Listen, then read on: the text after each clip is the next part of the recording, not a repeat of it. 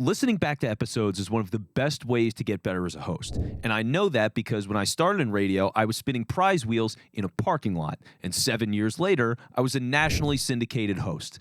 I listen to myself a lot. And I do this because you can learn a lot in this process. So what we're going to do today is talk about three specific things. We're going to talk about the overall value of listening back, how to approach it mentally, and what specific things to look for when you critique yourself as a host. I want to start by going back to a time when I was 8 years old. I had the opportunity to meet Cal Ripken Jr. Now, if you have no idea who Cal Ripken Jr. is, which is fine, baseball's a boring sport, Cal Ripken Jr. is one of the greatest baseball players of all time. And what he said that day to us was pretty surprising. He said, listen, guys, practice doesn't make perfect. Perfect practice makes perfect. And that makes a lot of sense, right? Because you can do something a million times, but if you're not actually working on doing it better, having good habits, doing it the right way, then you're not going to get better, right? You're not going to do it at the highest levels that you can achieve because you never actually tried to do it. You just settled for what you happen to do, right? Imagine you have somebody in your family and they've got a special recipe they bring to Thanksgiving every year. But you know what? It's really not that good. They haven't changed the recipe, right? So perfect practice makes perfect. Now, with that being said, when you go back and listen to shows, there's a lot of things that you get from this perfect practice of going and listening back, right? You get to evaluate yourself.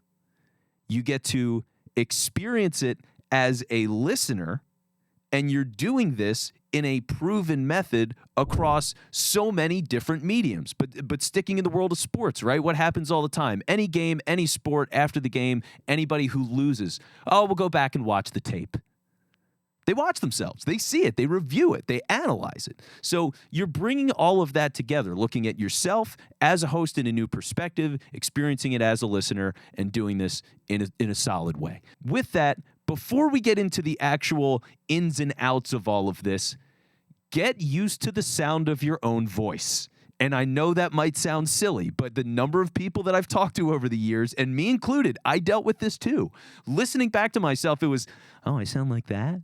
You're not used to it. It's different, right? Being on the headphones and being from your voice, your own body is different. So get used to your own voice, because here's the thing. As much as it might sound different to you, everybody you know is used to hearing you that way, right? You're the only person that is surprised by the sound of your own voice. So don't make a big deal out of it, okay? And that's really, when it comes to the mental aspects of listening back and the value here, it's really important. Don't beat yourself up. This isn't a practice of self-loathing. You're not doing this to pinpoint mistakes and go, how could I do that? You're looking at these things and going, how do I get better? Right? Perfect practice, making perfect. You're doing the right things.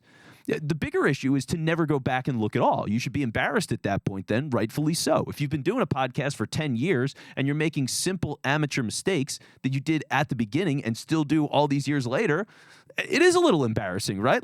But you're doing the right things now. So how are you getting better? How are you focusing on that? That's what's really important. So don't beat yourself up. It is a process. So with that, let's go into the couple of things you should really pay attention to as a host to make sure that you're on the right track. Number one, are you engaging? Do you have good energy? Are you a fantastic storyteller? So when you're giving an example of a certain thing that happened to you, and this was, oh my God, this time 5 years ago, I met this guy, you wouldn't believe it. Like, are people glued in when you speak and when you're hearing yourself? Do you feel actually drawn in by what you're saying? So you need to make sure that you're actually grabbing people's attention, that you're worth listening to, and you're carrying the conversation. You're the star of the show. So you got to make sure that you're able to connect with people on a very basic level. Other things that might be important is tone, right? And I played with that a little bit in the storytelling example there. You can be calm and mellow and have this kind of standard energy. And then you can be a lot louder in certain moments because you really want to emphasize something for the point of it, right? Like you can do those kinds of things. And when you're looking for examples of that, think of hosts that you really like. Think of hosts that you listen to. They're in a similar style that you want to emulate, and think of the ways that they listen to episodes. Listen to their tape, right? What can you learn from them? How do you apply that to you? How are you that same level of engaging to where they are engaging to you? So with that, another thing to really care about here. Are your points clear? Do people listen to you talk for a couple of minutes and know exactly what you're talking about? And if not, why not? Right? A lot of this can be done in the prep stage. So you want to figure out as you're listening to yourself, okay, well, I rambled a little bit too much. I was off the rails here. I didn't exactly get out what I wanted to say. You got to make sure the average person who is not the expert in your head is able to walk away with that main point. So are you clear? And if not, why not? When it comes to prep, the easiest thing is to write those things out very specifically. Right now, as I am talking to you, have a document right behind this camera that has all of my bullet points. I want to make sure that I'm very clear, okay? So that's what it's all about. Here's the other things that you're looking for, right? Are you unique in the show? Does it sound like you? And what I mean, does it sound like you? Is this your personality? Is this your opinion? Is this your perspective on the subject matter? Because if it's too general, if it's too obvious, if it's too broad, if you're listening to this and it feels like really anybody could say what you're saying, you got to put yourself in the show. You got to change that, because that is the only thing that you have, right? That is the biggest advantage that you can provide, is your experience and perspective and opinion brought to these people, brought to your audience. Otherwise, you are just like everybody else. And there is no reason to listen to you. There's probably plenty of other people that do what you do. There's other people that do what I do. It's the fact of the matter. But if you are not personal, then you need to reevaluate that. Last thing is more verbal crutches. So do you have certain things? Ahs and ums are one of the biggest, right? You see that a lot. Likes. So, I was doing this thing and I hear a lot when people are doing shows. So, I was talking to this guy and, but the other day, he said, it drives you crazy. When you listen back, you'll go, oh my God, I can't believe I said, 80 times in a 30-minute podcast. Like, that kind of thing can happen. And again, it's okay. But slow down when you speak. Be a little more thoughtful as you're going from point to point.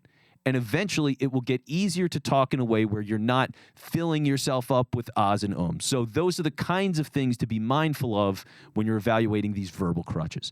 So with that being said, to recap here, are you engaging? Are your points clear? Are they unique? And what are your verbal crutches? And from there, pick a few of those that you want to attack over the next couple of weeks, next couple of episodes, whatever it might be, and do it again.